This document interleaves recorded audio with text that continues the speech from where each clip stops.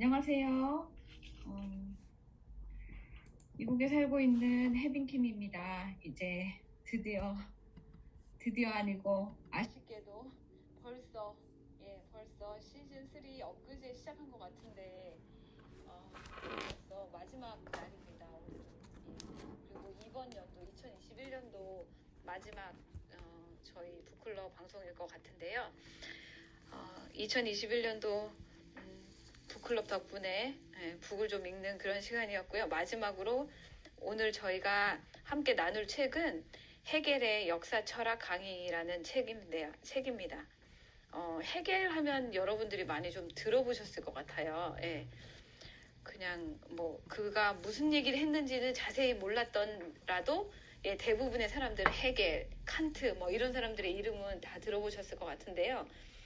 이분 칸트나 헤겔은 근대 독일을 대표하는 철학자 중에 한 분이고요. 그리고 오늘날까지도 아주 많은 학자들이 이분들의 철학을 연구하고 또 그와 관련된 많은 책들이 아직도 무수히 나오고 있는 중이고요. 그 정도로 굉장히 중요한 사상가들인데요. 이 많은 학자들 사이에 오가는 이런 말이 있대요. 칸트 이전의 철학은 칸트에게 흘러 들어와서 독일 관념론이라는 호수에 고였다가 헤겔을 통해 현대 철학으로 흘러갔다라는 말을 한대요. 그래서 이 현대 철학의 발전과 이런 큰 것들에 이 헤겔이 굉장히 중요한 인물인데요. 이 책에서 말하는 것은 우리는 누구이며 또 누구와 더불어 살고 어디서 와서 어디로 가는가, 이 질문이 바로 이 역사 철학 강의의 핵심인 것 같습니다. 이 역사 철학 강의에는 이제 원전이 1부는 머리끌, 그리고 그 다음에 1부 동양 세계, 2부는 그리스 세계, 3부는 로마 세계, 4부는 게르만 세계, 이렇게 구성되어 있는데요. 근데 저희가 읽은 이 책은 이 원전의 내용을 아주 알기 쉽게 정리를 해서 여건이가 이제 해설을 같이 붙이고 그렇게 해서 3부로 총 나눠져 있어요. 그래서 1부는 헤겔의 생애와 사상, 그 다음에 역사 철학 강의의 특징에 대해서 알아볼 것이고요. 2부는 이 원전에 대한 내용들이고 3부는 헤겔의 역사 철학이 우리에게 준 영향에 대해서 알아볼 것인데요. 오늘 우선 지금 아직 모든 우리 멤버가 계셔서 2부부터 시작을 하도록 하겠습니다. 2부는 원전에 있는 내용들이에요. 그러면 우리 2부 첫 번째 2장 맡으신 우리의 진정한 작가님 조희향 작가님께서 2부 역사 철학 강의에 대해서 세계 정신의 구현자 헤겔에 대한 것을 발표해 주시도록 하겠습니다. 네, 안녕하세요. 조희향입니다. 제가 이 책을 읽으면서 노트를 하면서 정리를 했어요. 안 그러면 도저히 집중이 안 되고 이해가 안 돼가지고 제가 노트를 하면서 정리를 했는데, 제가 사실 나눠드릴 수 있는 거는 그냥 제가 읽은 부분의 서머리 정도밖에 안 될 것 같아요. 왜냐면 제가 뭔가 깨닫고 이야기를 하고 이렇게 하기에는 너무 제 지식이 좀 부족한 것 같은 생각이 들고요. 일단 세계사는 철학적으로 이해를 한다고 얘기를 해요. 그래서 이 역사를 얘기할 때 사실 그대로의 역사, 혹은 반성적인 역사, 철학적 역사, 이렇게 세 가지로 나눌 수 있는데, 사실적인 역사는 그 말대로 사료적인 가치, 그러니까 사실 일어난 일들을 경험을 바탕으로 정리를 한 거를 역사로 정리한 게 있고, 두 번째는 반성적인 역사는 자기 판단에 따라서 이제 역사를 이제 자기의 뭐 비판적 서술을 하고 자기 생각이 들어간 이제 역사의 서술이 있고, 세 번째로 이제 헤겔이 얘기하는 철학적 역사가 있습니다. 그래서 과거부터 지금까지 일어난 일들을 이제 탐구를 하고, 여기에서 사유라는 말이 나오는데, 역사적 인식을 함이 이게 바로 역사적 철학이고, 인간은 사유하는 행위 이 자체를 철학이라고 얘기한다, 뭐 이런 얘기를 하셨어요. 그래서 사유를 하는 주체는 인간인데, 그 인간은 이성, 이성이에 대해서 얘기를 하고 있는데 이성이 굉장히 중요한 키워드이더라고요. 그래서 이성은 세계를 지배하는데 그 이유가 그 이성이 자연적 법칙도 지배하고 보편적으로 변하지 않는 그 법칙을 지배한다고 얘기를 해요. 그래서 자연의 세계를 뛰어넘어서 인간의 역사와 관련이 있을 때는 이제 그 관련해서 이성이 이제 의미가 생긴다고 이야기를 합니다. 그래서 여기에서는 또 이제 신의 원리가 얘기가 나오는데 헤겔이 제가 잠깐 앞에 부분 머릿말을 읽어보니까 신학을 공부를 하다가 이제 신학을 공부 친구들의 영향을 받아서 철학을 더 공부를 하고 이제 이야기를 하는 얘기를 하더라고요. 그래서 이제 온 우주는 기본적으로 깔려 있는 게 온 우주는 신의 섭리에 따르는데 그 신의 섭리라는 것은 그 신의 뜻에 따라서 세계는 이루어진다. 뭐 이런 섭리인데 인간들은 신의 섭리를 이해하지 못하잖아요. 그래서 그 신의 섭리를 이해하지 못한다는 그 말은 이성이 신에 대한 인식을 먼저 가졌다. 그러니까 신의 섭리를 전혀 이해하지 못하지만 인간이 갖고 있는 이성이 신에 대한 인식을 했다라는 것과 연결이 된다고 해요. 그래서 신의 참뜻을 깨닫는 방법은 어떻게 깨달을 수 있느냐라고 얘기하면 여기서 정신이 깨달을 수 있다라고 또 정신에 대해서 또 새로운 키워드가 나옵니다. 어렵죠? 그래서 이 정신이라고 하면 이 정신은 신의 존재를 인식하는 거를 정신이라고 합니다. 이 정신이라는 말을 독일어로 어떻게 원어로 표현했을지 정말 궁금해요. 왜냐하면 이게 한국말로 번역이 된 거잖아요. 그래서 이 정신이 영어로 얘기하는 spirit인지 아니면 혹은 다른 의미인지 저는 좀 궁금하더라고요. 그래서 역시 원어를 좀 알아야 하는 게 아닌가 좀 싶은 생각이 들어요. 헤겔이 독일 사람이었으니까 분명 독일어로 정신은 어떤 글자로 표현을 했겠죠. 그래서 어쨌든 이제 깊은 사유, 그러니까 인간의 주체가 이제 사유를 하는 사람이니까, 사유라는 존재니까 깊은 사유를 통해서 이제 세상을 볼 때 그제서야 바로 신의 섭리를 알 수 있다고 얘기를 하는 거죠. 그러니까 뭐 간단하게 제가 생각을 해봤어요.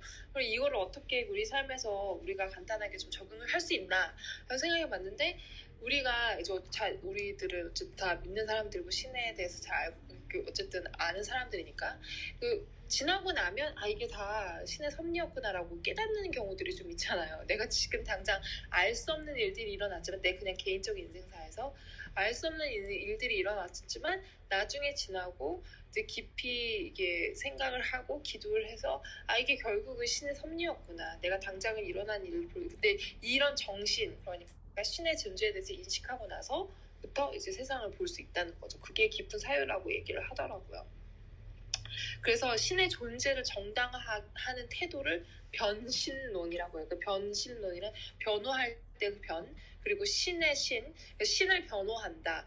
이런 사상을 받아들였더라고요, 헤겔이. 이 사상을 라이프니츠가 말했던 그 사상인데 헤겔이 영향을 받았던 그런 이야기를 했습니다. 그래서 그 다음으로는 이제 이성적으로 역사를 이해한다라고 얘기를 하더라고요. 이게 되게 많아요. 제가 엄청 노트로 4페이지 정도 했는데 이성적으로 이제 역사를 이해하는데 세계의 최종 목적지는 도대체 무엇인가? 우리는 어딜 향해 가는 거야? 이 세계의 끝은 무엇인가라는 생각들을 좀 해보잖아요. 근데 그게 바로 세계의 목적지는 이성의 실현과 관련이 있다라고 얘기를 합니다. 그래서 역사는 곧 내가 갖고 있는 그 이성의 자기를 실현하는 그 과정을 역사라고 얘기해요. 그러니까 이게 지금 헤겔의 역사 철학이잖아요. 그러니까 헤겔이 생각할 때 역사란 개인의 이성이 자기를 실현하는 그 과정을 역사라고 얘기한다라고 한마디로 정의할 수 있는 것 같더라고요. 제 얘기가 아닙니다. 헤겔의 이야기예요. 그래서 그 역사는 아까 정신 얘기했잖아요. 신의 존재를 인식하는 그 정신. 그 정신이 발전하는 과정. 그것이 이제 세계사라고 얘기합니다. 여기서 되게 중요한 거 한 가지만 얘기하고 저는 넘어갈게요. 저 이제 너무 지루하게 제가 다른 사람 이렇게 지루하게 할 게 그 뜻은 없고요.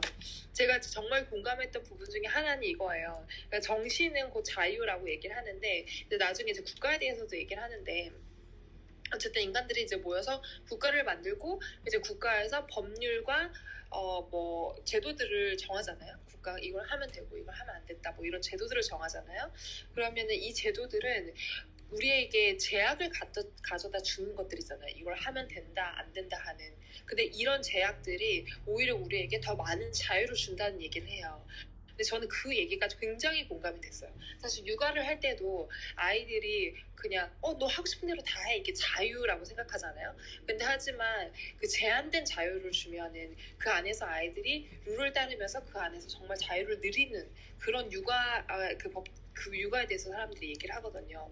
그래서 이것도 인간하고 똑같다고 생각해요. 국가라는 그 어쨌든 그 제도를 만들었던 게 어쨌든 이게 자유를 의미한다. 그 이유는 그 통제해놓은 그 법률과 법 안에서 사람들이 그러니까 서로 피해를 안 가는 게 어쨌든 자유의 참뜻이기도 하잖아요. 내가 하고 싶은 대로 하되 어쨌든 남한테 피해를 주지 않는 거. 근데 아마 그런 의미에서 헤겔의 그 철학이 어답트가 돼서 우리가 그 자유란 그 데피니션이 지금 정해져 있지 않나라는 좀 생각을 하고요. 그리고 헤겔은 세계 역사를 그 각각의 이성이 자기가 판단하는 그 사유를 할 수 있는 그 이성이 진리에 도달해 가는 과정이라고 그렇게 헤겔이 정의를 했답니다. 네. 그래서 마지막으로 이제 역사는 정신의 발전이라고 하는데 이거 어떻게 발전되는 단계냐면 1, 2, 3인데 이것도 굉장히 공감했어요. 그 피터슨이 그 아저씨 이름 맞나? 그 12가지 인간의 어쩌고저쩌고 갑자기 생각이 안 나는데 그 사람이 맞아요, 피터슨. 네, 그 자유의식 그 책 제목이 뭐죠 정확히? 12가지 네, 기억이 안 나는데 그 사람도 자의식에 대해서 얘기하는 구술한 과정 부분이 있어요. 그래서 이걸 읽으면서 갑자기 떠올랐는데 그 헤겔이 역사가 이제 발전한 과정 중에 1번은 모든 사람은 자유로운 존재라는 의식이 전혀 없어요. 한 명 정도 있대요. 그 한 명은 뭐 신일 수도 있고 신이 만든 한 사람일 수도 있겠죠. 그리고 두 번째는 이제 점점 인간들이 이 의식을 갖기 시작해요. 나도 의식이 있구나, 생각할 수 있구나, 자유가 있다는 생각 깨닫는 과정이 두 번째고, 이제 마지막은 자유를 실현시키기 위해서 법과 제도를 만드는 단계가 국가죠. 그래서 이성의 깨어난 상태는 뭐 자유의식이 발전한 단계라고 얘기를 하는데, 이게 아이들이 자의식을 못 깨닫고 있다가 자의식을 갖기 시작하면서 그 과정을 또 얘기를 하거든요. 인간이 똑같이 아담이 그냥 막 열심히 애정해서 놀다가 갑자기 자의식이 생긴 거예요. 내가 벌거벗었네? 그러니까 나의 존재를 깨닫게 된 게 이제 자의식이라고 피터슨이 그 얘기를 하거든요. 그래서 굉장히 흥미로운 관점이었답니다. 네, 너무 얘기하기 길었고요. 그리고 그 다음 분, 네, 조지 피터슨의 12가지 인생의 법칙이었어요. 그 안에 자의식에 관한 이야기가 나옵니다. 네, 그 다음 분은 빅토리아 님이시고요. 오늘 엄청 카리스마 있는 그 검정 정장으로 저희들에게 어떤 이야기를 들려주실지 네, 기대가 됩니다. 네, 바톤을 넘기도록 하겠습니다. 네, 책이 정말 너무 흥미로웠어요. 그러니까 책 자체가 두껍지는 않은데 너무 쉽진 않은 책이었는데, 네, 특히 제일 어려운 부분을 지금 향님께서 해주셔가지고, 네, 정말 근데 어떻게 그렇게 요약하셨다 그랬는데 너무 잘 설명을 해주셔서 쏙쏙 머리에 들어왔습니다. 네, 감사드려요. 그래서 이 헤겔의 역사철학 강의라는 책은 우리가 정말 너무 재미있는 게 우연히 책을 선택했음에도 불구하고 우리가 지금 올해 읽었던 정말 많은 책들이 있었잖아요. 특히 이제 역사에 관련된 책들이 많이 있었는데 그 책을 이제 우리가 지지난주에 또 이제 5만 년의 역사라는 책을 통해서 어떻게 이 역사가 그렇게 동에서 서로 그렇게 축이 이동했는지 뭐 이런 거에서 또 이제 우리가 또 알 수 있었잖아요. 근데 요번에는 또 이 역사를 그 철학적 관점에서 역사를 이렇게 바라보니까 또 다시 새롭게 보이더라고요. 그래서 이게 참 의도하진 않았는데 우리가 그 지구의 역사를 아주 오래전부터 시작해서 이렇게 여러 가지 관점으로 보는 게 굉장히 흥미로웠어요. 그래서 오늘 제가 발제할 부분은 이제 동에서 서로 움직이는 세계사예요. 그래서 여러분들이 사실은 많이 좀 들어보셨을 만한 내용인데 이게 또 어떻게 철학적으로 연결이 될까를 연결이 되었을까를 이제 생각을 해보시면 돼요. 그래서 저도 사실 이거를 읽으면서 제가 깨달았던 사실이 제가 역사를 보면서 예전에 있는 사람을 마치 지금 현재 제가 생각하는 것과 똑같은 수준에서 예전을 생각했던 것 같더라고요. 그래서 내가 그 당시에 사람들이 어떤 사고방식으로 살 수밖에 없었는지 그런 사회적 정치적 그런 문화적 환경 속에서 그 사람들의 그런 이제 철학적 수준을 생각하지 않고 지금 내가 생각하는 그런 나에 대한 생각과 세상에 대한 생각으로 그 잣대를 바라봤구나라는 굉장히 좀 말도 안 되는 한심한 깨달음인데 그 깨달음을 알게 됐어요. 그래서 일단은 제일 먼저 이제 소개된 부분이 이제 세계사는 이제 여러분들이 알다시피 축이 원래는 동쪽에 있었죠. 그러니까 동양에서 있었는데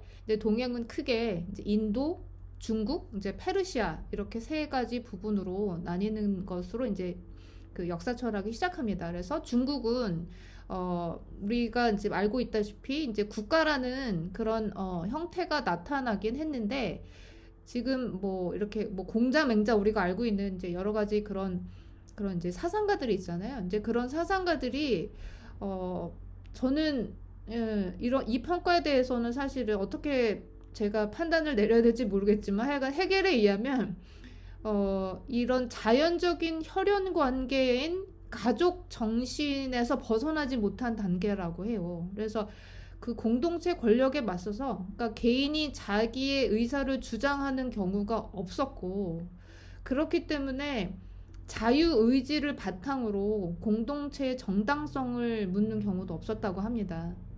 그러니까 그런 의미에서 어떻게 이제 그런 공자와 그런 뭐 공자, 장자, 맹자 우리가 알고 있는 뭐 노자 이런 사람들의 사상을 봐야 될지는 저희가 이제 따로 생각해 봐야 될 문제인 것 같긴 한데 이제 해겔의 평가는 네, 그렇습니다. 그러니까 중국을 지배하는 정신은 이제 가부장제를 유지하는 이제 가족에 기반을 한 것으로 지금 이제 이런 우리가 알고 있는 그런 이제 그런 절대 사상 그런 자유에 기반한 그런 정신 활동에는 굉장히 미흡한 그런 상태였다라고 합니다. 네, 그 다음에 나와 있는 부분은 이제 인도인데 인도도 우리가 굉장히 그런 힌두 그런 이제 뭐 베다 굉장히 이제 깊이 있는 그런 철학적 깊이를 가지고 있다라고 저는 알고 있는데 이 해겔은 굉장히 조금 제가 볼 땐 좀 평가를 굉장히 절하하고 있는 것 같아요. 근데 제가 뭐 제가 해겔을 또 평가할 만한 건 없지만 어쨌든 인도에 대한 이분의 그 해석은 그러니까 고도로 문화가 발달됐고 언어도 발달되어 있지만 그런 이제 본격적인 역사 이행 과정은 아니었고 그 이유가 이제 이들이 가지고 있는 이제 자연적 권력 형태인 카스트 제도 때문이기 때문에 우리가 알고 있는 그런 그러니까 이분이 얘기하는 그런 철학적 그런 진화 관점에서 볼 때의 그런 주관적 자유는 이제 찾아볼 수 없다라고 얘기를 하고 있습니다. 그리고 이제 이 이유는 그러니까 중국보다 오히려 조금 더 뒤처진 형태인데 그 이유는 이제 인도가 이제 제각기 흩어진 부족들이 뒤섞인 이제 국가 성립 이전의 민족 형태였기 때문이고 역사적 관점에서 보면 인도는 이제 정신 발전이라는 세계사적 관련을 찾아볼 수 없고 세계사 외적인 관련을 맺고 있다라고 얘기를 해요. 그래서 이 부분은 조금 뭔가 이렇게 토론해 볼 만한 얘기일 것 같아요. 이분 이제 해겔 18세기 어쨌든 해겔의 관점에서 역사를 이제 인도를 평가한 거니까. 그 다음에 이제 그리스 로마에 대해서 이제 굉장히 길게 평가를 합니다. 이분이 이제 그 문화 속 안에서 이제 자랐기 때문에 아무래도 그럴 텐데요. 이제 그리스는 이제 우리가 너무 이제 여기저기에서 이제 많이 다뤘기 때문에 이제 많이 익숙해졌을 것 같아요. 그리스 시대. 그리스 시대는 이제 세계사의 이제 청년기에 해당하게 되는데 이제 아테네로 표방되는 이제 도시국가 형태로 저희가 알고 있죠. 그렇지만 이 당시에 이제 우리가 그리스 로마 신화라는 이름에서 알다시피 개인의 그런 주관성은 사실은 굉장히 미흡한 상태고 이 당시에는 개인의 주관성이라기보다는 이제 공동체와의 약속에 의한 그 부분이 이제 개인의 그런 내면에서 일어나는 거에 이제 전부였다라고 얘기를 하고 있어요. 그리고 그 굉장히 많은 부분이 이제 그러니까 신에게 투사한 그런 신탁에 의존을 하고 있고, 그러니까 그러니까 예를 들어 이제 그리스 아테네 그 도시의 이제 수호 여신은 이제 아테네 여신인데, 이 아테네의 이 여신의 아테네 여신의 정신이 결국은 그리스 시민의 정신이었다라고 얘기를 하고 있어요. 그리고 이제 그리고 이제 이들의 주관은 이들이 이제 자유를 서서히 깨닫게 되면서 이제 스스로 무너지게 되는데, 이제 그런 결과가 결국에는 이제 그 그리스가 이제 도시국가를 통해서 이제 공화정에서 이제 그런 이제 그 스파르타죠. 스파르타하고의 그 도시 간의 그런 전쟁에 의해서 결국은 이제 그리스가 이제 무너지고, 이 무너지는 그런 과정을 통해서 오히려 그리스의 정신은 우리가 생각하는 그런 철학적인 의미에서 이제 이렇게 진화를 할 수 있었다라고 얘기를 드릴 수 있을 것 같아요. 그래서 그리스 정신을 그 이제 철학사적으로 봤을 때 이제 3기로 나눌 수가 있는데, 이제 그리스 정신의 1기는 이제 그리스와 이제 트로이 사이의 그 트로이 전쟁으로 그 도시국가였던 이제 그리스가 하나가 되는 이제 그 첫 번째 그 시대가 이제 그리스 정신의 1기이고,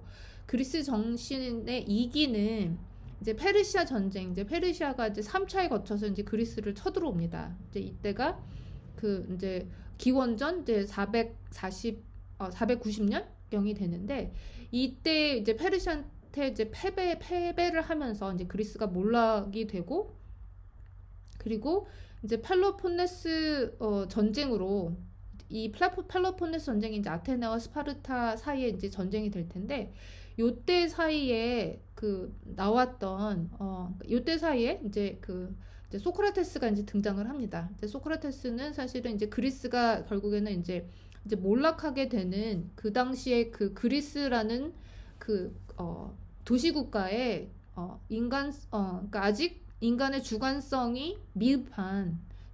측면에서 굉장히 미흡한 인간의 정신 세계가 결국은 세계를 받아들일 수 없어서 결국 이제 소크라테스한테 이제 사형을 내리게 되는데, 그렇게 내릴 수밖에 없었던 것이 그 당시에 그 그리스의 도시국가의 그 사람들의 그런 정신적 그런 수준 때문이었다라고 지금 이제 헤겔은 그 분석을 하고 있어요. 그래서 이제 그리스는 결국에 이런 전쟁을 통해서 역사 속에서 자신의 이성을 찾아가는 그런 과정이었다라고 얘기를 합니다.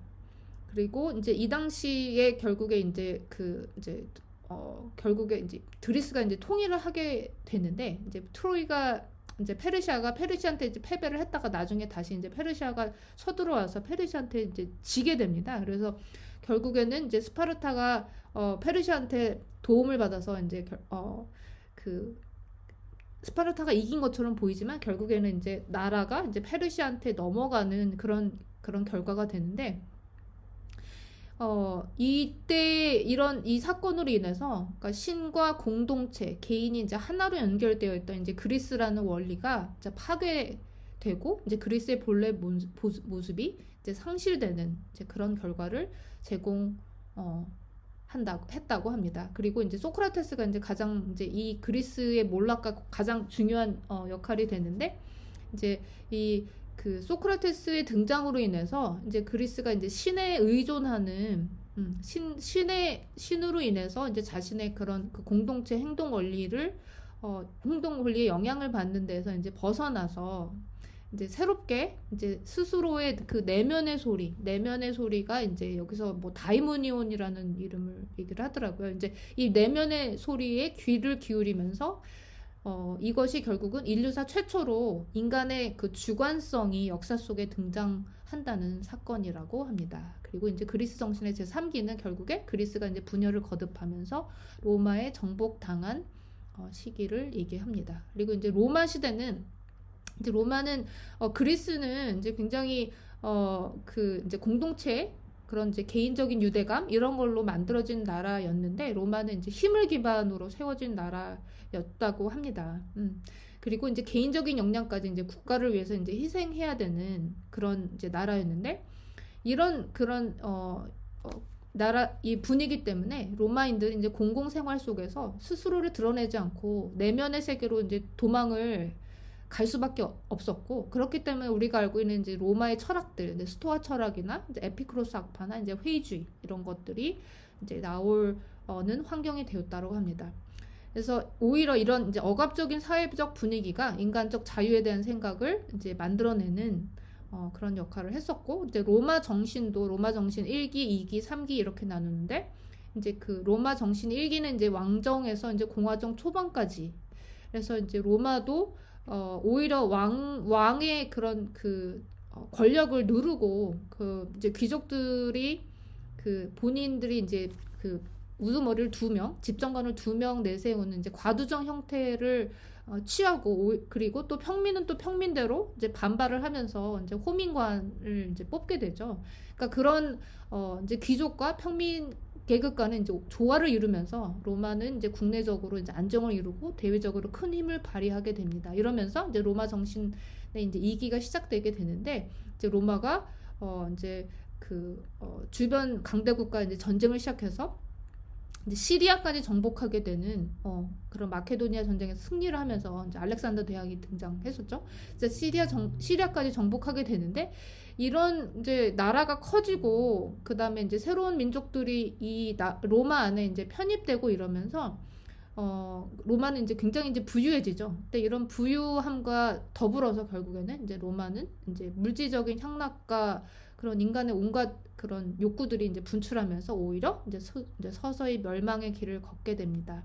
이런 이제 로마 정신의 이제 3기에 이때 이 로마 정신의 3기는 이제 로마가 이제 황제가 등장하는 이제 제정 시대가 되는데 이때 로마는 이제 역사적으로 이제 중요한 2가지 진전을 이루게 되는데 이제 개인을 하나의 인격체로 파악하기 시작했다라는 점하고 그다음에 개인의 내면을 중시하는 이제 사상적 유행이 이제 번지는 요 2가지 정신적 그 진화가 결국에 로마 정신의 제 3기 지금 등장을 하게 됩니다. 그리고 굉장히 이 당시에는 그 황제들의 권력이 엄청났었는데 이런 그 황제의 권력의 그 관력과 그 억압적인 분위기로 인해서 오히려 이제 현실의 고통과 허무, 절망에 빠져 있는 사람들을 치유해줄 그런 치료자의 역할로 이제 그리스도교가 이제 등장을 하게 되고 당연히 로마 제국과 이제 엄청나게 마찰을 빚게 되죠. 그러면서 이제 모진 박해를 받다가 이제 결국에 이제 그리스도교가 이제 그럼에도 불구하고 계속해서 이제 퍼져나갔고 결국에는 이제 콘스탄티누스 1세가 로마 제국 내에 모든 사람에게 이제 신앙의 자유를 허용하는 이제 밀라노 칙령을 발표하면서 드디어 이제 그리스도교가 양지로 나오고 이제 테오도시우스 1세는 이제 그리스도교를 로마 제국의 이제 국교로까지 공인을 하게 됩니다. 그래서 이제 그리스도교가 이제 굉장히 중요한 로마의 이제 핵심 이제 정신 원리가 되는데 이제 그리스도교의 핵심은 여러분들이 이제 잘 아실 것 같아요. 성부, 성자, 성령이 이제 하나를 이루고 있다는 이제 삼위일체 설이 이제 가장 중요한 첫 번째가 되겠고, 그다음에 이제 그 인간 역시 이제 신의 아들로서 신의 형상과 함께 영혼의 원천을 내면에 갖고 있다라는 것. 그리고 이제 그 당시에 노예 제도가 굉장히 흔한 그 귀족들의 그런 노동력을 대신해주는 그런 그 역할이었었는데 이런 노예 제도를 당연히 그리스도교에서는 반대했었죠. 이 모든 인간은 평등하다는 사상. 그리고 인간의 내면적인 이제 주관성을 중요하게 여겼기 때문에 그 전까지 이제 신에게 의존하는 그런 신탁이나 그 점을 보는 것 같은 그런 미신이 사라지게 되는 인간의 독립적인 진리가 자랄 수 있는 이제 토양이 이제 마련되었다고 합니다. 하지만 이 당시에 그리스도교는 여전히 완전하지 않은 그러니까 종교와 세속의 그 합일의 측면에 머물러 있었고 진정한 그리스도교 정신은 이제 게르만 시대에 이르러서야 이제 비로소 실현되게 됩니다. 네, 이제 이 게르만 시대에 있어서의 그 그리스도교는 오늘 이 책을 선택해 주신 혜빈킴 님이 이어가 주시겠습니다. 네, 감사합니다. 너무너무 이렇게 시대별로 쫙 잘 얘기를 해주셔서 빅토리아님 감사드려요. 예, 저 또한 이 책을 읽으면서 어렵고 재밌었던 것은 읽을수록 세계사를 막 자꾸 알고 싶은 거예요. 예, 세계사를 학생 때 세계사 공부를 정말 그냥 시험 보려고 했구나 하는 생각이 드는 게 중간중간 그냥 시험 볼 때 나왔던 단어들 이런 것들이 막 하면서 방금 얘기하신 이제 게르만 정신과 그리스도교 여기에 대해서 말씀을 드리려고 합니다. 네. 여기서 게르만 세계는요, 여기서 말하면 게르만은 독일뿐 아니라 스칸디나비아, 네덜란드, 심지어 영국까지 통틀어서 포함하고 있는 말인데요. 이 종교 개혁으로 정신의 본성을 회복해서 완성된 역사를 갖는다고 이제 이 해겔은 말을 하는데요.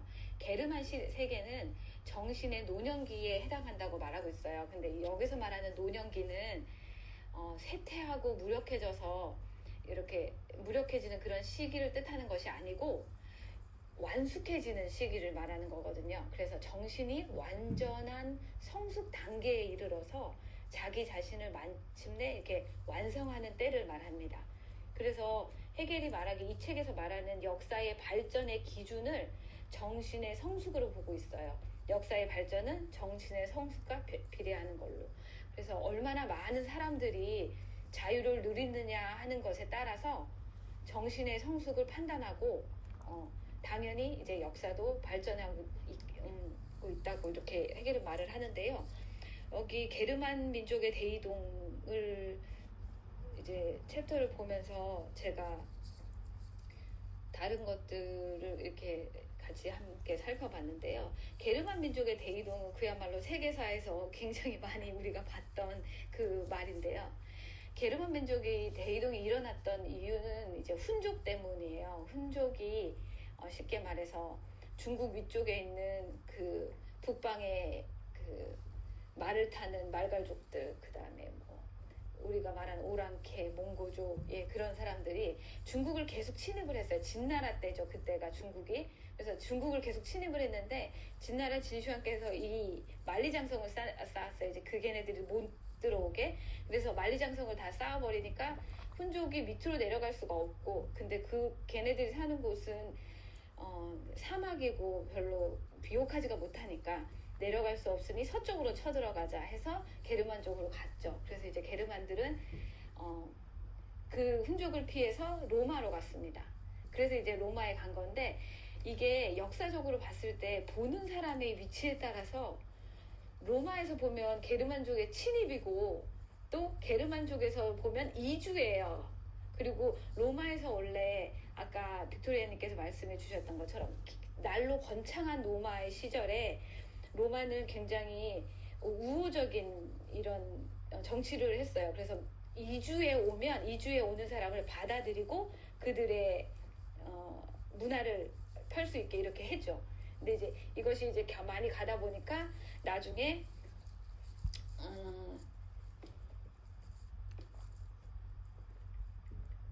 이 게르만족들이 반란을 일으키고 이렇게 하는 일이 생기게 되면서 이제 로마는 점차 망하게 되죠. 그래서 여기서 말하는 게르만 정신은 한마디로 이렇게 새로운 세계를 여는 것, 그리고 자신의 운명을 끊임없이 결정해 나가는 자유를 통해서 진리를 실현하는 것이라고 하는데요. 이것은 곧 그리스도교의 원리예요. 그러니까 자유를, 진리를 상고하는 것. 그리고 게르만 민족의 사명은 이 그리스도교 정신을 이어받는 것이었죠. 그러니까 그 전에 1세기 때 우리가 성경에서 보는 바울의 전도 여행 때 바울이 안디옥, 그러니까 소아시아, 그리고 또 그리스, 터키, 그 다음에 이탈리아까지 다 그 전도의 씨앗을 다 뿌려놨잖아요. 그러니까 이 게르만족이 이동했을 때는 4세기, 5세기경인데 1세기에 바울이 뿌려놨던 그 씨앗들이 점점 커서 이제는 그런 그리스도교의 정신이 만연했고, 이 4, 5세기 게르만족이 여기 왔을 때는 이 그리스도교 정신을 이들이 받았죠. 그래서 나중에 이 게르만 정신이 많은 사람들에게 그 훗날 많은 사람들이 굉장히 큰 영향을 주는데 그 마틴 루터의 종교 개혁 때도 그 다음에 카톨릭이 부패한 것들을 이제 종교 개혁이 일어났을 때, 그 다음에 많은 그런 개혁들이 일어났을 때 그곳에 일몰됐던 많은 철학자들이나 사상가들, 또 사실은 목사들, 이런 사람들이 굉장히 독일 출신이 많거든요. 예, 거의 대부분이 독일 출신이었어요. 그래서 여기 해겔의 이 챕터의 끝에 보면은 이렇게 써 있어요. 근데 사실은 아까 조 작가님이 얘기해 주셨던 것처럼 그 굉장히 이게 맞물려요. 그쪽이랑 이 끝이랑. 예. 그래서 여기 끝에 뭐라고 써 있냐면 세계사는 자유의 발전 과정이다. 그래서 역사의 무대에 등장하는 민족이 이 따라서 교체되면서 세계사가 발전을 하고 거기에서 정신이 생성이 되는 것. 이것이 변신론이며 아까 말씀하셨던 역사에 신이 존재함을 알 수 있는 증거이다. 그래서 역사에 신이 존재하는 증거라고 얘기합니다. 이렇게 게르만 쪽과 그리스도교의 정신을 마치고요. 3부에 해겔 철학이 그러면 우리에게 어떤 것을 남겼는지에 대해서 본캐가 김 작가이고 싶으신 치과 선생님 부캐를 가지신 김 작가님께서 3부를 얘기해 주시겠습니다. 네, 안녕하세요. 저는 제일 마지막 파트인 3부 해겔 철학이 우리에게 남긴 것을 맡았는데요. 이게 그 소제목이 3개로 나눠요. 그래서 제일 처음에, 그러니까는 해겔 이후에 그 영향력, 그 영향에 대해서 이야기하는 책인데, 첫 번째가 해겔의 제자들 둘로 나뉘다. 그래서 이렇게 크게 두 파로 나누고, 두 번째 소제목이 해겔 철학의 영향과 비판, 이렇게 해서 그 첫 번째 소주제에 나왔던 그 제자분들에 대한 그분들이 어떻게 영향을 받으셨고, 또 제자였다 나중에 완전 반대로 완전 비판자가 되시고 그런 분들도 있어서 그분들에 대한 이제 개인적인 설명이 나오고, 세 번째는 역사는 자유의 과정이다 라고 해서 굉장히 짧은 장인데 지금 방금 전에 혜린님께서 나눠주셨던 역사는 결과적으로는 자유를 찾는 과정이다, 그거에 대해서 다시 이렇게 한 번 더 말씀을 하고 계세요. 그래서 저도 형님 아까 말씀하셨을 때 너무 반가웠어요. 저도 이거를 도대체 이거 머리에 남을 수가 없어서 저도 이렇게 그 블랙 포인트 해가지고 했거든요. 그래서 상당히 큰 위로를 받았습니다. 감사합니다. 그래서 처음에 제자들에 대해서 이야기할 때 프로이센 국가에 대한 이야기가 나오는데, 이 프로이센 국가는 저 뭔지 몰라서 찾아봤거든요. 그런데 독일의 그 국가 형태의 두 번째로 있었던 국가의 이름이 프로이센이었대요.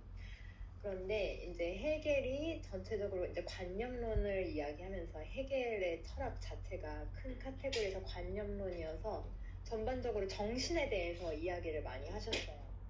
그러니까 그 제자들은 그 정신을 받은 분들인데, 이 해겔이 돌아가시고 난 다음에 이 해겔 철학을 모으고, 그리고 이제 이분께서 강의하셨던 강의록을 모은 다음에 이것과 그리스도 교의 연관성을 이제 계속 이야기를 하면서 이제 거기서 두 파로 나눠진 거죠. 근데 여기서 두 파의 이름을 우파 좌파 이렇게 명명을 하세요. 그래서 저는 이거를 우파 좌파, 우리가 지금 제일 많이 든 건 정치 분야잖아요. 그래서 그게 이렇게 딱 생각이 제일 먼저 났는데, 그 우파는 좀 더 보수적인 성향의 제자분들이셔서 이름이 구해겔학파예요. 그래서 프로이센 권력, 그 당시 그 독일 국가였던 그 권력에 대해서 많이 그 우파들이 많이 영향을 미치셨다고 해요. 근데 이분들은 비스마르크 입장에 동조를 하신 분들, 비스마르크가 누구냐? 그 프로이센의 총리분에 대해서 많이 국가에 대해서 지지를 하셨던 분들. 그래서 이 분들에게 이 헤겔의 철학이 굉장히 많이 쓰였기 때문에 헤겔의 별명이 독일 민족 철학자라는 별명이 있으시대요. 근데 여기서 재밌게 줄을 다신 게 뭐냐면 이거는 헤겔 철학을 제대로 이해하지 못한 사람들이 하는 말이다 이렇게 되어 있어요. 그래서 이제 거기 대표적인 제자들 이름이 피셔 가블러. 그런데 이분들이 어떤 자신의 약간 쉽게 말하자면 입맛대로 조금 해석을 하신 거죠. 그래서 너무 보수적으로 해석이 돼서 오히려 이분들은 유명해지지가 않고 나중에 제외가 됐다 그래요. 그래서 이제 결정적으로 이 우파 보수적인 분들은 헤겔의 그 정신과 기독교 정신이 일치한다라고 말하시는 분들이고, 좌파는 이름이 좀 아까는 구니까 좀 약간 신 느낌이죠. 청년 헤겔파인데 신약을 이분들이 그리스도교 중에서 이제 성서의 신약을 가지고 많이 말씀을 하셨는데 이분들은 신약 자체를 그냥 신화로 보시는 분들이래요. 그래서 헤겔의 사상과 크리스천교는 분리가 된다.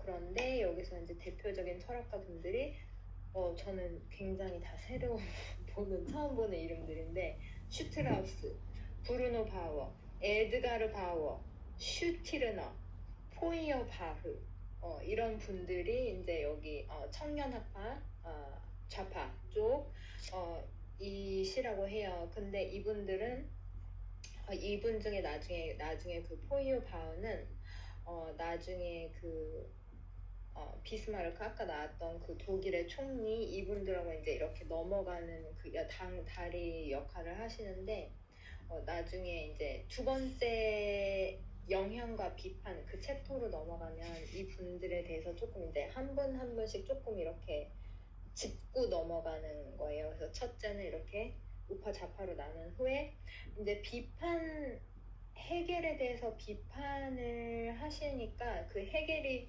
정신에 대해서 많이 관념론으로 하신 분이기 때문에 그 비판을 하시는 분들은 그 반대분들, 그러니까 유물론자들이에요.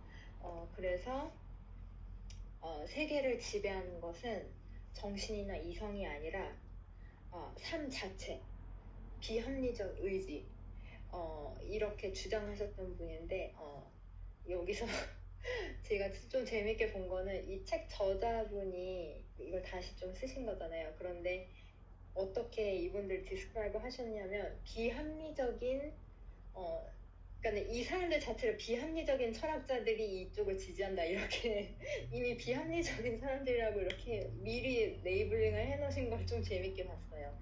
그래서 예를 들면 쇼펜하워, 맹목적 의지, 니체, 프로이트, 무의식 이런 쪽의 분들이 이제 비판 이쪽에 많이 있으신 분들인데 첫 번째로 루트 비 포이어 바흐 이분은 이제 한때 제자셨대요. 그래서 2년간 이분을 대학에 찾아가서 일부러 강의도 듣고 그러신 분인데 나중에는 시간이 지나면서 그 헤겔을 너무 극단적이라고 극단적 관념자라고 몰아붙이고 헤겔은 육체를 완전히 무시했다 이렇게 하면서 이제 완전히 이제 제자와 스승이 완전히 갈라선 거죠.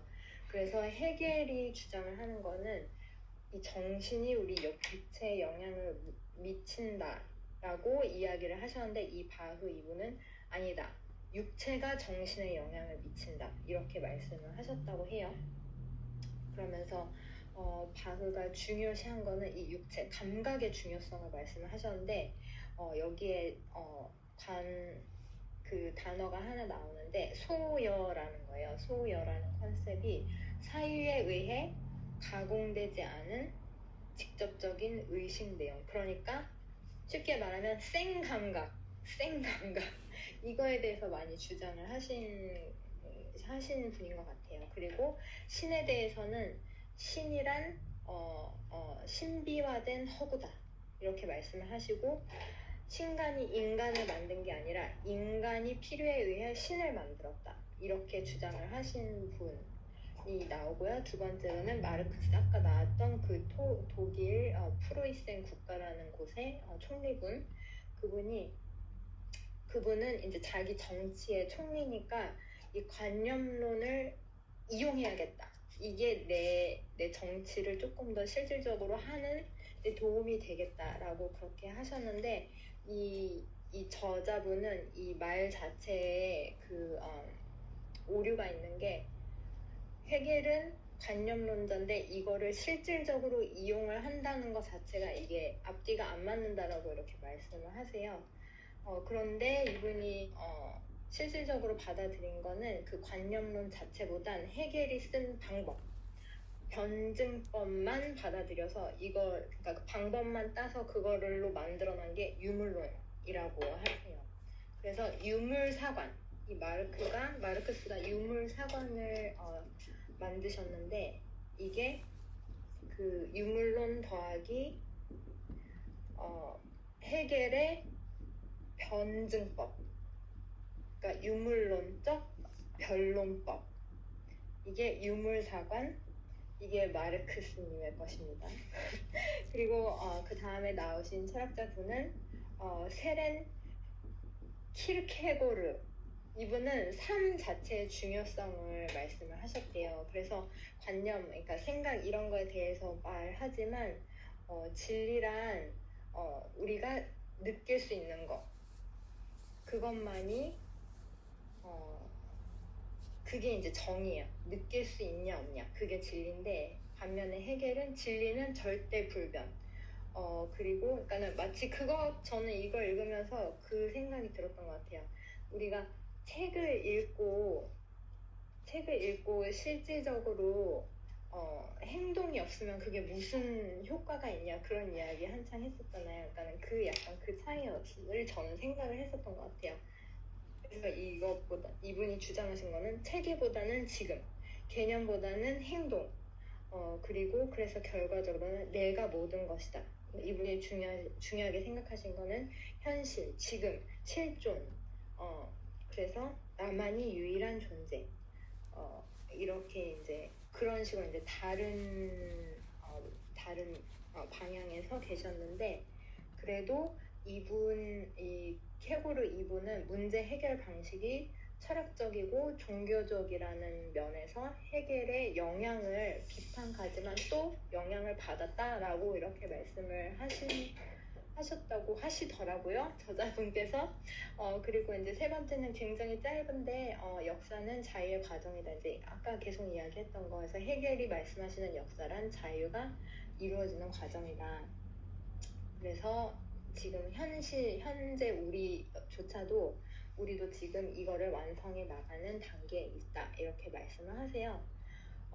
그래서 저는 여기서 이렇게 이제 다양한 생전 처음 보는 독일 철학자 분들의 이름을 이제 보고 하면서, 그냥 제가 이거를 완전히 다 크게 알지 못해서 그랬는지, 그러니까 저는 굉장히 재밌다라고 느낀 게, 지금 이 철학자 분들이 다 헤겔 이후의 분들이잖아요. 그러니까 이분들은 이런 논쟁을 헤겔에 관여 없이 자기네들끼리 하신 거예요. 그래서 제가 예전에 무슨 생각이 났었냐면은, 제가 이제 기독교도 종파가 엄청 많고 막 그렇잖아요. 그래서 제가 이제 잘 아는 분께 이제 뭐죠? 이랬더니 그 분께서 이제 종교 개혁을 일으키신 루터가 지금 다시 살아나셔서 깨어나시면 종파가 왜 이렇게 많지? 하고 깜짝 놀랐을 수도 있을 거라고 이제 본인은 생각하신다고 말씀을 해주셨었거든요. 그래서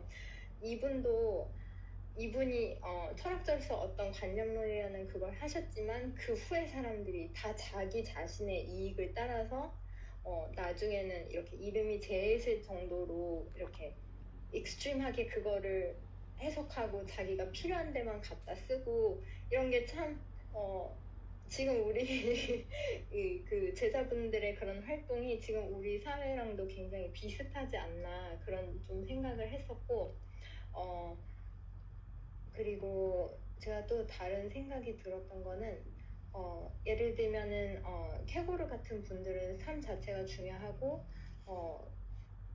그러니까는 아무리 그 우주가 있더라도 그 우주 안에 내가 존재하지 않으면 그게 무슨 소용이냐 이런 말씀을 하셨다고 하는데 그것도 굉장히 맞는 말인데 이게 그렇게 서로 나를 세울 것의 류인가 그래서 이분들은 이제 약간 학자분들이니까 이제 그 계통이나 이런 거를 유지하시기 위해서 서로 비판하고 이렇게 많이 논쟁을 하고 하셨는데 이제 제가 그 논쟁의 분위기나 이런 건 모르겠지만 그냥 제가 생각하는 밸런스 그래서 그 책을 읽고 행동을 하지 않으면 무슨 소용이냐 그거 굉장히 맞는 말이지만 그 이야기는 책이 있기 때문에 나올 수 있는 이야기라고 생각을 하거든요. 그래서 책도 굉장히 중요하고 그 책을 읽고 행동에 옮기는 것도 굉장히 중요하고 둘 다 중요한 것 같아서 네 그래서 약간 좀 이렇게 막 제자분들께서 한때는 막 따라다니고 찾아오고 이러신 분들이 완전 등을 돌리고 극단주의자를 몰아세우고 막 이러셨을 때 조금 해겔님께서 조금 슬프셨을 수도 있겠다. 저는 사실 그런 생각을 조금 했었어요. 개인적으로 실제 분위기가 어땠는지 잘은 모르겠지만 네. 그래서 이제 저희에게 주신 말씀은 역사에 대해서 이야기하고 있는데 현재 우리가 그 역사 선상에 있다. 지금도 진행 중. 네. 이상입니다. 다음은 1장이 남았는데요. 해겔이라는 분 자체에 대해서 논하는 장이에요. 일부 역사 철학자 해겔을 논하다. 네, 금융 여신님께서 해겔 제님 여기 일부 발표해 주시겠습니다. 네, 지금 그 한 장 한 장 하신 게 어쩌면은 이 일장에 나오는 개념들을 이렇게 풀어놓은 것 같아요. 더 자세히. 그래서 아마 제가 그냥 복습하는 셈치고 그 여기서 그 찝어준 개념들을 이렇게 빨리 정리를 할게요. 해겔은 우리가 여태까지 얘기했던 관념론을 완성한 철학자이고 관념론이라는 것은 정신과 이성을 강조하는 어떤 철학이고요. 결국 이 철학자도 어떤 진리를 어떻게 하면 알 수 있는가라는 퀘스천을 가지고 있었는데 이 해겔은 그거를 관념론이고 그것은 절대 정신이라는 개념으로 이 사람은 그 보편적 진리에 다가갈 수 있다라고 이야기를 하거든요. 그리고 어떻게 생각해보면 알 것도 같고 잘 이해가 갈 것도 같고 가지 않을 것도 같은 그런 개념인데요. 결국 해겔이 말하는 것은 이 전 세계와 역사와 모든 것을 지배하는 것은 우리가 생각하는 정신이다라는 게 이 사람의 결론인 것 같아요. 왜냐하면 사실 저희가 한 1% 이해한 거는 결국에는 역사는 사람이 만들고 그 역사를 만드는 사람은 사람의 어떤 믿음이나 철학에 의해서 그 역사가 만들어지잖아요. 그러니까 결국에는 우리가 생각하고 옳다고 하는 것이 이 역사를 만들어 나간다는 관점에서 보면 이 정신이 세계를 지배한다는 게 맞는 것 같기도 해요. 이 사람이 무엇을 얘기하려고 하는지. 그리고 이 해겔이 얘기하는 거는 그러면은 이런 정신, 이성, 우리가 생각하는 모든 게 진리는 아닌데 그러면 어떤 게 진짜 진리고 어떤 게 진짜 정신인가에 대해서 다가갈 수 있는 방법은 그걸 여기서는 절대적인 인식이라고 하는데 그거를 알아내기 위한 방법으로 변증법이라는 거를 이 사람이 제시를 하는 거거든요. 근데 이거를 결국에는 우리가 가지고 있는 생각이 틀릴 수도 있는데 그 생각 중에서 진리에 가장 가까운 생각을 발견하기 위한 방법이 변증법이라는 건데요. 근데 여기서 변증법은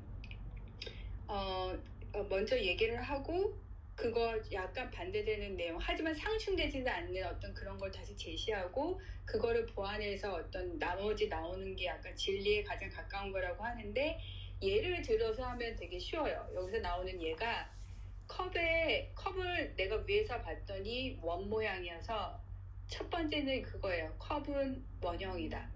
근데 내가 옆에서 봤더니 컵이 원형이 아니라 이렇게 구처럼 생겼잖아요. 그럼 나는 아니다, 원형이 아니다. 이거는 이렇게 직면이고 구다. 그래서 마지막으로 나오는 결론은 컵은 원통형이다. 그러면은 우리가 컵이라는 거에 대해서 생각했을 때 그냥 단순한 원형도 아니고 그냥 이렇게 직사각형도 아닌 그 원통형이라는 어떤 진리에 가까워진 거잖아요. 그래서 결국에는 그런 식으로 해서 변증법을 이용해서 우리가 진리에 가까이 갈 수 있다라는 걸 얘기하고요. 그 정립, 반정립, 그리고 확실한 판단을 내린다. 근데 실제 여기에서 그런 어떤 변증법을 통해서 이 해겔이 얘기하는 거는 자연계에 존재하는 것은 모두 어떤 계획과 목적 아래 있다는 것, 또 보편적이고 변하지 않는 법칙의 지배를 받고 있고, 그리고 그 최고의 정신은 결국에는 깊은 사유를 통해서 세상을 바라볼 때 신의 섭리를 볼 수 있다. 그래서 여기서 약간 그 크리스찬이랑 약간 이렇게 오버랩이 되는 것 같아요. 이런 정신 세계에 가까이 갈수록 가장 보편적인 진리, 최고의 진리를 만날 수 있는데 여기서 얘기하는 거는 신의 섭리다. 그것은 신의 섭리다. 그거를 가까이 갈 수가 있다라고 나오고요. 그리고 그렇게 이렇게 그 설명을 해주는데 제가 여기서 되게 재밌다고 생각한 게 마지막으로 이 절대적인 정신 세계의 어떤 단계가 있다고 생각하는데 세 가지거든요. 먼저는 주관적 정신 단계가 인간학 현상화 심리학이고 두 번째는 객관적인 정신 단계인데 법률, 도덕, 윤리. 셋째는 절대적 정신 단계인데 그게 예술, 종교, 철학이거든요. 근데 제가 생각한 게 되게 재밌다 생각한 게 뭐냐면 이게 다 우리가 배우고 있는 거잖아요. 지금까지 뭐 심리학, 뭐 인간학, 형사학, 그 다음에 뭐 법률, 도덕, 윤리 우리가 지금 다 학교에서 공부하고 있는 건데 절대적인 정신 단계인 예술, 종교, 철학을 우리가 돌고 돌아 인문학을 공부하고 있었잖아요. 그래서 우리가 인문학을 알아야 돼 막 이러면서 그러니까 결국에는 이 예술, 종교, 철학이라는 게 이때부터도 가장 상위에 있는 어떤 정신 단계라는 거를 이 사람이 얘기를 하고 있어서 제가 그래서 사람들이 인문학을 공부해야 어떤 그 다른 어떤 그것보다는 좀 더 인간이 알고 싶어하는 진리에 가까워지는구나라는 거를 조금 제가 생각을 하게 됐어요. 그러면 제가 그렇게 해서 그 1장이 거의 이제 개요, 이 사람이 무엇을 했는지에 대한 개요가 나오는데 이렇게 해서 제가 정리를 하면 될 것 같아요. 감사합니다. 감사합니다, 제님. 늦어져서 마지막에 하셨는데 어떻게 하다 보니까 마지막에 하신 게 너무 뇌법을 너무 깔끔하게 제대로 해결은 반증법 그리고 정신의 여러 가지 너무 잘해주셔서 너무 감사드리고요. 우리 오늘이 마지막 시간이라 그냥 짧게 이번 시즌이나 이번 책을 하면서 그리고 요 3기 마지막을 닫는 짧은 한마디씩을 나누고 마치면 참 좋을 것 같습니다. 네, 빅토리아님부터 한마디 해주실 수 있으실까요? 네, 제님이 정말 딱 제가 하고 싶었던 말을 딱 요약을 해주셔서 역시 우리는 통한다 이런 느낌이 들었어요. 저희가 이제 이 지대 넛얏을 시작으로 사실은 인문학을 그 공부를 시작을 했는데 너무 재밌었어요. 그래서 혹시 저희 그러니까 음원을 방송에 들으시는 분들도 혹시 함께 하셨다면 저희가 그냥 랜덤하게 사실은 읽고 싶은 책을 골라서 시작했는데 가는 길은 사실은 한 곳을 바라보면서 가고 있었던 것은 아닌가라고 생각이 들었어요. 이제 그것은 결국은 지금 우리가 그동안 알고 있던 그런 알고 있는 모든 지식들을 아우르는 그런 조금 뭐 그 위아래로 얘기를 한다면 조금 어폐가 있을지 모르지만 그것들을 아우르는 뭔가 상부 개념의 그런 형이상학적인 그런 것들에 대한 정말 목마름이 있었지 않았나라고 생각이 들어요. 그래서 그런 의미에서 이런 책들이 굉장히 우연을 가장해서 우리에게 다가왔지만 결국에는 이제 어떤 그러니까 지금 우리가 추구하는 그런 이제 정신적 세계 그런 것들에 대한 그런 각자의 좀 해석을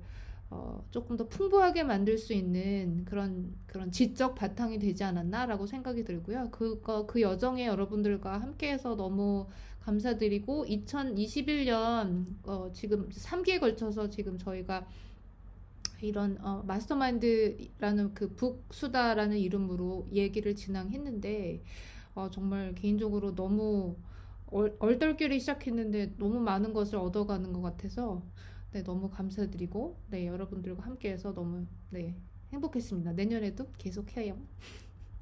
네. 감사합니다. 예. 네. 향님 부탁드려요. 네, 혼자서 읽으면 일단 그냥 덮어버렸을 책들을 사실 저희 마스터마인드 클럽 그 식구들하고 같이 읽게 돼서 저도 개인적으로 굉장히 유익한 시간이었고요. 그리고 또 어쨌든 개인의 발전을 위해서 시작한 게 결국은 공동의 발전이 된다라는 말이 저는 이게 마스터마인드를 두고 얘기하는 게 아니었나 싶은 생각이 들었습니다. 그래서 그 세상을 이해하고 나를 이해하기 위해서는 인문학은 필수적인 게 아닌가라는 생각을 한 번 더 하면서 그냥 읽고 싶었던 책들을 혼자 읽기 힘들면 저희처럼 이렇게 같이 구성을 해서 좀 북클럽을 이뤄서 같이 읽으면은 반드시 읽을 수 있다는 그런 생각이 듭니다. 네, 이상입니다. 네, 맞습니다.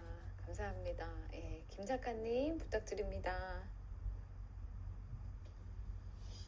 네, 저도 정말 저 혼자면은 굉장히 안 읽었을 책들 이렇게 숙제로라도 이렇게 할 수 있어서 정말 감사하고요. 그리고 저희가 지금 이렇게 녹음 파일은 컵발수에서 하고 저희가 사실 다 줌으로 만나고 얼굴 보면서 하고 또 이게 나중에 유튜브하고 팟빵으로 들어가고 이걸 하는데 이거를 매주 빅토리아님께서 다 해주셨어요. 여기 지금 저희 회장님 저희가 다 이 빅토리아님 북클럽을 통해서 만나게 된 거잖아요. 그래서 정말 감사드리고 제가 예전에 한번 해봐서 알거든요. 정말 힘들었는데 익숙하시다고 해도 이걸 매번 한다는 거는 결코 큰일인데 네, 정말 감사드리고 네, 저는 책도 책이지만 저는 개인적으로 여기 멤버분들 만나는 게 더 저는 좋아가지고 열심히 하고 있었어요. 네. 그런데 이번 기 잘 마무리할 수 있어서 감사하고 내년에도 잘 이어갔으면 좋겠습니다. 감사합니다. 네, 감사합니다. 제가 딱 하고 싶은 얘기 지금 잘 해주셨어요. 정말 빅토리아님 매주 수고 너무 많으시고, 예, 너무 감사해요. 젠님 부탁드려요. 네, 저도 비슷한데 저는 요 근래 그런 생각 한번 한 적이 있어요. 제가 1년 전이랑 지금의 저를 아직도 많이 부족하지만 비교를 해보면 이 마스터마인드를 통해서 왜 그런 거 있잖아요. 어떤 큰 집을 짓기 위한 이렇게 기초 단계인데 벽돌을 이렇게 하나하나 쌓아가는 느낌이 조금 들었어요. 아직 완성은 안 됐지만 우리가 짓고 싶은 나만의 어떤 꿈이 있는데 그거를 완성하기 위해서 우리가 지금 매일매일 책을 읽고 이야기하면서 하나하나 이렇게 뭔가를 완성해 간다는 느낌? 그래서 1년 전보다는 벽돌 하나는 더 쌓은 것 같다. 내가 만들고자 하는 집에 그런 생각을 해서 좀 뿌듯했고 물론 그거는 단지 제가 이 책만 읽어서 그런 게 아니라 여러분이랑 같이 해서 여러분이 생각하시는 어떤 생각, 그러니까 왜 여러분의 브레인을 제가 이렇게 버로우하는 거죠. 이 책을 읽고 다른 분들이 이렇게 생각하는구나 하는 생각을 해서 그 과정에서 굉장히 많이 배웠고 그리고 빅토리아님이나 향님이나 그 책 그렇게 바쁘신데도 책 쓰시는 거 보고 되게 존경한다는 마음도 들고 여기 다 김 작가님이랑 혜빈키님 보면서 동기부여 항상 많이 되고 있어서 그 점도 굉장히 마스터마인드의 그 좋은 그 부작용은 뭐라 그러지? 좋은 현상? 그런 거하게 올해를 보낸 것 같아요. 여러분과 같이. 너무나 감사하다는 말씀 드리고 싶네요. 네, 맞아요. 다 같은 마음인 것 같아요. 예, 너무 감사드려요. 제가 요번 북수다 인스타에 광고하면서 잠깐 썼었는데, 여름에 그 만나셨던 책 많이 읽으시는 분이 제가 책 본다 하니까, 북클럽 한다고 하니까, 그럼 문사철 하니? 그러더라고요. 그래서, 에? 그 문사철이 뭐예요? 그랬더니, 문사철도 몰라? 책 읽는다며? 그래요. 인문, 역사, 철학, 그걸 문사철이라고 한대요. 한국에서는. 한국의 줄임말 좋아하잖아요.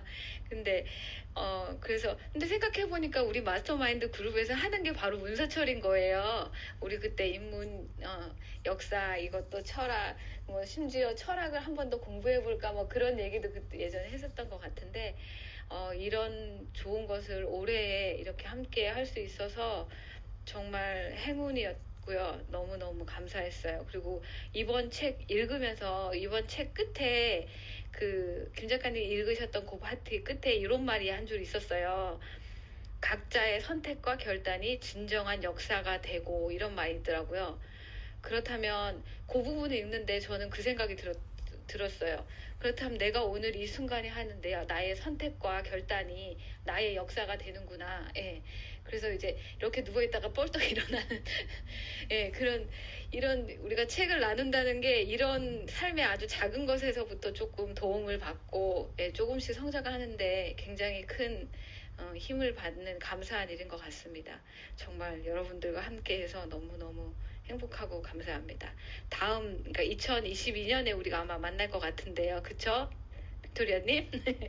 예, 그때 다시 만날 때까지 여기서 이제 인사를 드리도록 하겠습니다. 네, 네, 감사합니다. 감사합니다. 감사합니다.